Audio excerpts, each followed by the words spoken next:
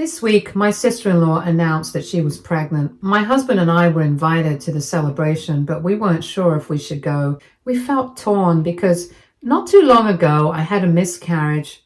Even typing that feels like a weight pressing down on my chest. My husband and I had been trying to have a baby for years, facing disappointment after disappointment. Then, just a few months ago, everything changed. I saw those two pink lines on the text. I could hardly believe it. We were overwhelmed with joy, filled with hope, and so incredibly thankful that our time had finally come.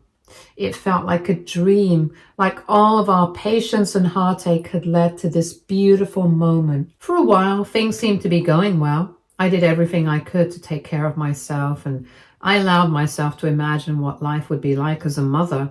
But then one night, everything shifted. I woke up to find that I was bleeding.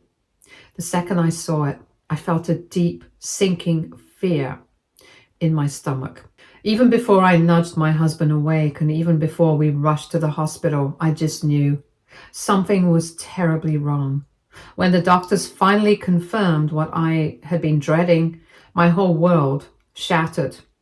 I broke down right there in the hospital room, unable to hold back the sobs that shook my body. My husband, who had been trying so hard to stay strong, couldn't hold it in either. We wept together, mourning the loss of the little life we had been so excited to welcome. And just like that, in the span of one night, our dreams of becoming parents were ripped away from us. It felt cruel, like the universe had dangled happiness in front of us, only to snatch it away before we even had the chance to hold it in our arms. Processing this grief has been one of the hardest things I've ever had to do. Every day feels like a battle between accepting what happened and still wishing I could somehow change it. What made it even more painful was having to break the news to our families. My parents have been nothing but supportive, constantly checking in on me and making sure I'm eating, resting, and just not drowning in my own sadness. Their concern has been about me, about how I'm healing both physically and emotionally. But my in-laws' reactions have been different. Instead of thinking about what my husband and I were going through, their first thought was about the grandchild they wouldn't be getting. They didn't ask how I was feeling or if I needed anything. Instead, my mother-in-law's first words to me were filled with disappointment, not sympathy. She looked at me and said she couldn't believe I had lost the baby, like it was something I had misplaced. She went on about how much she had been looking forward to meeting her first grandchild and, worst of all, implied that I had messed it up. I was already drowning in grief, already blaming myself, even though I knew deep down that it wasn't my fault. But hearing those words from her, words so cold and lacking in empathy, felt like a knife twisting in an open wound. My husband didn't waste a second before calling his mother out for what she said. He was furious, and rightfully so. He made it crystal clear that she had no right to speak to me like that, especially when I was already going through something so painful. I could tell he was holding back so much anger, trying to stay respectful, but also making sure she understood that what she said was completely unacceptable. In response, my mother-in-law gave me one of those half-hearted apologies. She said she hadn't really thought so much before speaking, as if that somehow excused her cruel words. Then she told us not to take it personally, as if blaming me for something I had absolutely no control over wasn't deeply personal. Her words stung, and while I appreciated my husband standing up for me, I knew deep down that she probably wasn't truly sorry. She just wanted to smooth things over so the conversation could move on. If that wasn't frustrating enough, my sister-in-law's reaction to our loss was just bizarre. She never even checked in on me, never called to see how we were doing. All she did was send my husband a crying emoji in a text. That was it. No words, no acknowledgement of our pain, just an emoji. It felt so cold and distant, like she didn't know what to say, but also didn't care enough to try. Then, out of nowhere, this week, she called us and invited us to a lunch at her place. She informed us that she had invited other family members as well and insisted that we should be there for her.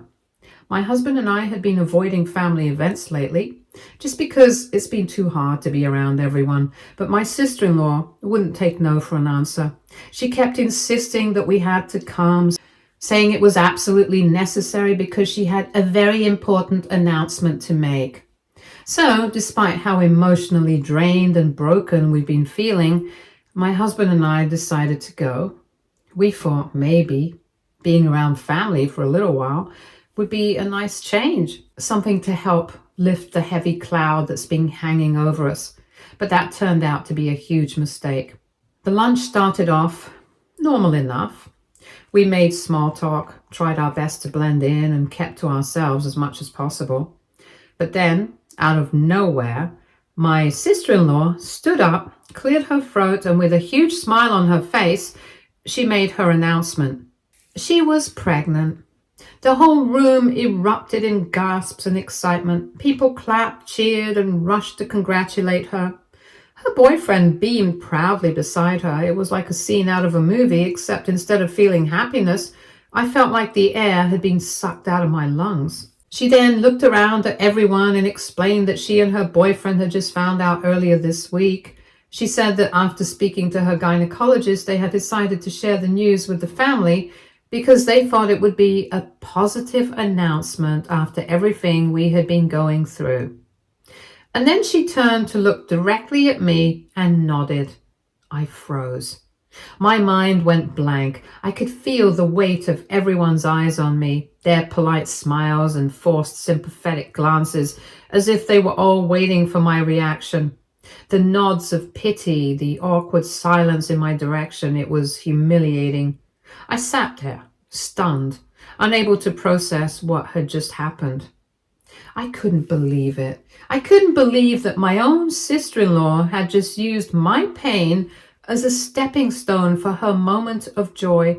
She could have announced it at any time, in any way, but instead she chose to frame her pregnancy as some sort of gift to our grieving hearts, as if her happiness was supposed to magically erase our sorrow, as if we should be grateful for this announcement. It was beyond cruel. It was humiliating, and in that moment, all I wanted to do was disappear. Seeing my expression, my sister-in-law quickly nodded. No offense to you, as if saying those little words meant I shouldn't feel hurt or humiliated. But how could I not? She had just put me in the most uncomfortable, painful situation, turning my grief into a backdrop for her joy. Before I could even process it, my mother-in-law jumped up from her seat, completely ignoring me, as if I wasn't even in the room. She rushed over to my sister-in-law, wrapping her in a tight hug, beaming with excitement. Finally, she gushed. My dream of having a grandchild is coming true. Hearing those words felt like a dagger straight to my heart. I had been pregnant too. For a short, beautiful moment, I had been carrying a life inside me. I had thought I would be the one to give her the first grandchild. But that dream had been cruelly taken away, and now, hearing her say those words as if my pregnancy never even existed, as if it didn't matter at all, God, it hurt. I turned to look at my husband, and I could see it in his face too, the sadness, the frustration, the anger he was trying hard to suppress. He reached for my hand under the table, giving it a comforting squeeze, and in that small gesture, I knew he felt just as awful as I did. We both stayed silent. We didn't say a word. Of course, I could have spoken up. I could have called my sister-in-law out for talking about our miscarriage so openly like that. Let her and mother-in-law know how cruel and inconsiderate they were being, but I didn't. Not because I didn't have anything to say, but because I didn't want to take away from her moment. This was her pregnancy announcement, and no matter how hurt I was, I didn't want to be the reason the focus shifted. So I swallowed my pain. I sat there in silence, listening to their cheers, their congratulations, their excitement, as if my loss had never happened. Everyone was completely focused on my sister-in-law, showering her with attention and praise. My mother-in-law was practically glowing with excitement, and my sister-in-law and her boyfriend were basking in it, clearly enjoying being the center of it all. Sister-in-law kept going on and on about how happy she was, how this was her lifelong dream come true, how she had spent her whole life preparing to become a mother, and then she said something that completely floored me. With a bright smile, she announced, "I've already thought about what I want to name my baby once it's born. If it's a girl, I'll name her Micah, and if it's a boy, I'll name him Michael." She paused, looking around the room dramatically before adding, "Of course, this is in honor of my brother's late child. It's a tribute to them." The room went silent for a brief second before people started nodding, murmuring things like, "Oh, how thoughtful," and "That's so sweet of you." But me and my husband didn't feel the same way. For context, my husband and I were supposed to name our daughter Micah. We had spent so much time talking about it, imagining what she would be like, picturing the day we would finally hold her in our arms and call her by name. It was our name, the name of the daughter we had desperately longed for, the child we had prayed for, the baby we lost. But now, sister-in-law had decided to name her unborn child after my baby, the one I lost, the one I was still mourning, the one she had never even acknowledged before this moment. And she was acting like it was some kind of gift to us, as if it was something we should be grateful for. I felt sick and angry. This wasn't a tribute. This wasn't kindness. This was her twisting our pain into something that made her look good, something that turned our grief into her story. And the worst part was that no one else seemed to see the problem with it. My husband, still gripping my hand, turned to my sister-in-law and firmly asked, "Why would you do something like this?" His voice was calm, but I could hear the strain behind it, the frustration bubbling just beneath the surface. Without missing a beat, my sister-in-law responded that she wanted to make sure everyone remembers our daughter, the one we had lost. She claimed that by naming her own child Micah, or Michael, she was keeping our baby's memory alive. She also added that she loved the name, and that since we weren't going to be using that name anymore, she felt it was okay to take it for herself. My mother-in-law added that she supported my sister-in-law's decision and that it was a very sweet thing to do. I felt my breath hitch, and my eyes stung with tears. How could they be this cruel? At that moment, I couldn't take it anymore. My chest felt tight and my hands were trembling, and I knew if I stayed there any longer, I would completely break down in front of everyone. So I quickly excused myself, mumbling something about needing a moment, and rushed to the washroom before anyone could stop me. The second I shut the door behind me, the tears spilled over. I covered my mouth with my hands, trying to stifle my sobs, trying to steady my breath, but it was useless. The pain was too overwhelming. I knew that technically my sister-in-law could name her child whatever she wanted. No one could stop her from choosing any name she liked. But that wasn't the point. The point was that she had chosen to take our name, our daughter's name, and acted like she was doing us some kind of favor. She never asked us to see how we felt about it. Instead, she blindsided us, announcing it in front of the entire family, making it sound like some grand, heartfelt tribute, when in reality it just felt like another way for her to center herself in our tragedy. How could she not see how painful this was for us? How could she not understand that this wasn't an honor? It was a reminder, a constant reminder of what we had lost, of what we would never get to have. However, not even a moment later, mother-in-law and sister-in-law started banging on my door, loudly asking me why I had rushed off to the washroom and claimed that I was making a scene. I wiped my face as best I could and took a deep breath and hesitantly opened the door. Even though I was still shaking inside, I tried to keep my voice calm. I didn't want to fight. I didn't want to make things worse, so I softly apologized and explained that I just needed a little time to myself. But my sister-in-law wasn't having it. She folded her arms, narrowed her eyes at me, and then with a completely straight face asked, "Why, aren't you happy that the name you chose for your daughter is finally going to come to some use now?" And that was it. That was the moment I snapped. I looked her dead in the eyes, my voice shaking with anger and hurt, and I told her, "You have no right to use my daughter's name. No right at all. My husband and I just lost her. Do you have any idea how much pain we are still in?" I could feel the tears welling up again, but I didn't stop. "That name is not up for grabs. That name belongs to our child, and it is in use. Because for me, my daughter is still alive in my heart and in my memories. Just because you think I can't hold her in my arms doesn't mean she doesn't exist." The air around us felt thick, heavy. My mother-in-law and sister-in-law just stood there blinking as if they hadn't expected me to fight back. As if they thought I would just roll over and accept this. But I wasn't going to. I couldn't. Because my daughter mattered, and I refused to let them act like she didn't. I told my sister-in-law that she needed to be more understanding of what my husband and I were going through and how painful it was for us when she used our late daughter's name for her baby right in front of us. I asked her to choose a different name, but instead of listening, instead of even considering my feelings, she crossed her arms and scoffed. "You're being overdramatic," she said. "You're seriously making such a big deal over a name? You're so stuck up." And of course, my mother-in-law, who had done nothing but invalidate me since the moment I lost my baby, jumped in to back her up. "I think you should appreciate what my daughter's doing for you and her brother," she said, her tone condescending as if I was a child throwing a tantrum instead of a grieving mother trying to protect her daughter's memory. "And honestly, you need to stop making the grief of losing your daughter your entire personality," she added. Hearing that, I felt like I had been slapped.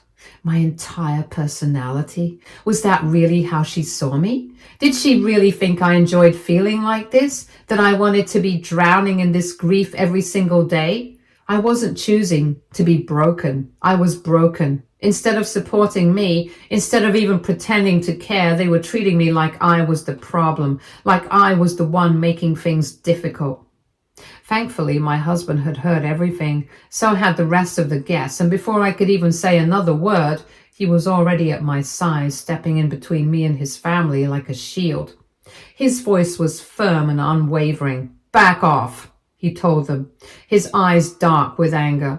I could feel the tension radiating off of him. He was barely holding himself together, just like me. He turned to his sister, his voice thick with emotion. "I really, really hope you never have to go through what we went through. I wouldn't wish that kind of pain on anyone, not even you. Because if you ever lost your child the way we lost ours, you'd finally understand just how cruel you're being right now." The room fell silent. My sister-in-law's smug expression faltered for just a second. Then my husband turned to his mother, his hands clenched at his sides. "And you, don't you dare tell my wife that she should be grateful for this. What exactly should we be grateful for? That my sister took our daughter's name without even speaking to us first? That she sprung it on us in front of everyone like it was some kind of grand gesture when it was actually just deeply hurtful?" No one spoke. No one even moved. It was as if the entire room was holding its breath. "You keep acting like this is some kind of tribute, like this is something for us," my husband continued, his voice shaking with restrained fury. "But it's not. My sister decided this all on her own without caring about how we felt. And now you're telling my wife that she should be grateful? That she should just accept it? No, that's not happening." I had never felt more grateful for my husband than I did in that moment. He wasn't just standing up for me. He was standing up for our daughter too, for the love we had for her, for the pain we were carrying every single day. He turned back to me then, his face softening just a little. He reached for my hand and held it tightly as if to say that he had my back. He simply turned to the rest of the family and let them all know, loud and clear, that we were leaving, while mother-in-law and sister-in-law kept arguing, their voices rising as they tried to justify themselves. At that point, father-in-law, looking overwhelmed, tried to step in and calm everyone down. But it was no use. My mother-in-law and sister-in-law were too deep in their own self-righteousness to even consider that they might have been in the wrong. Without another word, my husband took my hand and led me out there. I didn't even realize how tightly I had been holding my breath until we finally stepped outside into the fresh air. But the moment I got into the car, the moment I felt safe enough to let go, everything came crashing down. I broke. I covered my face with my hands as the sobs racked through me, my whole body shaking with grief, anger, exhaustion, everything I had been holding in all day. My husband didn't say anything. He just reached over, held my hand, and let me cry. Since that day, we've kept our distance from his family. My husband and I have been spending a lot of time together, just the two of us leaning on each other and trying to heal in our own way. We haven't responded to mother-in-law or sister-in-law. We've been ignoring them because honestly, there's nothing left to say. The only one who has reached out is my father-in-law. He called my husband and me privately and actually apologized for everything. He told us he was sorry for the way things unfolded, for how insensitive mother-in-law and sister-in-law had been. I could tell my husband appreciated it, but at the same time, it didn't erase what had already happened. Meanwhile, mother-in-law and sister-in-law had been going around telling everyone about how they wished that my husband should leave me, that I'm not a real woman because I lost my baby, that everything that has happened is somehow my fault. I wish I could say I was shocked, but honestly, after everything they've done, I don't even have the energy to be surprised anymore. I'm just disgusted. They actually expect me to apologize. So AITA here? Update 1. Hi everyone. First of all, I honestly wasn't expecting so many people to respond, and I can't even begin to explain how much it means to me and my husband. It's been a really difficult time for us, and hearing from so many people who understand and validate our feelings has been incredibly comforting. I also want to take this chance to clear up a few things and answer some of the questions people had. No, my husband is not on their side. A lot of you have been worried that he might try to defend his family, but I want to make it very clear. My husband has been 100% on my side from the very beginning. He was just as hurt and angry as I was when all of this happened. We've been leaning on each other through this, and I'm so grateful to have him by my side. Some people have asked if father-in-law was just apologizing to keep the peace, and honestly, I don't think so. When he called my husband and me, he genuinely sounded upset about everything that happened. He didn't try to justify mother-in-law or sister-in-law's actions, he just apologized. That being said, we're keeping our distance from all of them right now, including father-in-law. Even though he seems remorseful, he still stood by and let his wife and daughter treat me this way. So I need time before I can even think about forgiving that. Mother-in-law and sister-in-law are still spreading lies about me. Unfortunately, they're not going to let this go anytime soon. The truth is, this isn't the first time they've behaved like this. They have always had a tendency to be dramatic, manipulative, and self-centered. But this time, they have taken things to a whole other level. It's almost as if they enjoy making me feel this way. And honestly, it's exhausting. I'm already carrying so much grief, so much heartbreak, and instead of showing me the slightest bit of kindness, they're using this moment, when I'm at my most vulnerable, as an opportunity to tear me down even further. Losing my baby was the most devastating thing I have ever gone through, and no matter how hard I tried to put on a brave face, the truth is, I am struggling. My confidence is shaken, my heart is broken, I feel lost in ways I never imagined. And I think mother-in-law and sister-in-law know that. They see my pain and have chosen to exploit it. Thankfully, my husband has told anyone who reached out to him that if they want to believe mother-in-law and sister-in-law's side of the story and support them, then they could consider themselves cut off too. We do not want to engage with them either. And right now, our focus is on healing and protecting our peace. And if that means cutting out toxic people, then so be it. Update 2. It's been a week since my last update. I'm back because my sister-in-law finally admitted over text that naming her baby after mine was never about honoring my daughter, just as I had always suspected. It all came out when I reached out to ask her to stop spreading lies about me and to grow up, since I was tired of relatives reaching out to us. We got into an argument, and that's when she finally revealed her true intentions. It was never about keeping our daughter's memory alive or doing something sweet for us like she initially tried to pretend. No. She has told me in her own words that her real reason for doing it is because of her own jealousy and desperation. Sister-in-law admitted that ever since I got pregnant, she has felt envious and insecure because she has always wanted to be the one to bring the first grandchild into the family.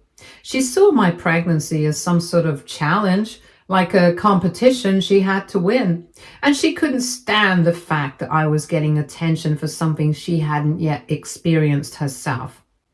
And then, when I lost my baby, she saw it as an opportunity in the most disgusting, heartless way possible. She has admitted to me that she saw my miscarriage as a way to one-up me. She wanted to prove that she was better than me, that she was the one who would get the family's love and excitement for having a baby, not me. So the name wasn't a tribute, it was a power move. It was her way of taking something from me, of proving that she was the better one, and that I meant nothing in comparison to her. I cannot even put into words how disgusted I felt reading her texts. I knew she was selfish. I knew she lacked empathy. But to admit something like this, to put it in writing with no shame, no remorse, is beyond anything I could have imagined. I used to think that maybe she was just ignorant, just clueless about how much she was hurting me. But now I know the truth. She wanted to hurt me. She wanted to make me feel small. And that is something I will never, ever forgive. Update 3. Hey everyone, I just wanted to come back with one last update because my husband and I have finally made the decision to permanently cut off mother-in-law and sister-in-law from our lives. However, before doing that, we decided that the truth needed to be revealed. For too long, mother-in-law and sister-in-law have been twisting the narrative. They've been going around playing the victim, spreading lies about me, acting like I'm causing unnecessary drama when in reality, they are the ones who have been relentlessly bullying me during the worst period of my life. Also, after what my sister-in-law admitted to me, my husband decided that we needed to expose them and make everyone see the truth about mother-in-law and sister-in-law. So my husband took screenshots of all the vile, heartless messages sister-in-law had sent me. The ones where she admitted that naming her baby after our daughter was never about honoring her, but about one-upping me. The ones where she openly stated that she wanted to put me in my place, where she mocked my miscarriage, and where she gloated about being the one to bring the first grandchild into the family. And then he sent them to the family group chat. He also wrote a detailed message explaining everything. He laid it all out. How mother-in-law and sister-in-law had been tormenting me ever since we lost our baby. How they had gone so far as to call me not a real woman behind my back. And how they had been bullying me for something that was already breaking me apart inside. Suffice it to say, people were horrified, absolutely disgusted, especially the women in the family.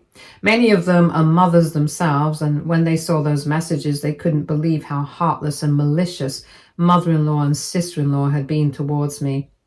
Several of them immediately started calling sister-in-law and mother-in-law out, asking them how they could be so cruel, how they could justify treating me like this, and why they would ever think something like this was okay. Sister-in-law, of course, tried to frantically defend herself, claiming that we were twisting her words and that it wasn't that serious. But the messages spoke for themselves. There was no twisting anything. Her own words condemned her. Mother-in-law, on the other hand, tried to go with her usual tactic of acting like she didn't mean any harm. She claimed that she was just excited about her grandchild and that we were being unfair to sister-in-law, but nobody's buying it anymore. After exposing them, my husband and I decided to block mother-in-law and sister-in-law permanently. We are officially done with them. Ever since this fiasco, most of the family has distanced themselves from mother-in-law and sister-in-law. After seeing the truth, they still have a few flying monkeys defending them, but we don't care. We are no longer part of their toxic mess. Stay tuned for more stories from our girl relationships.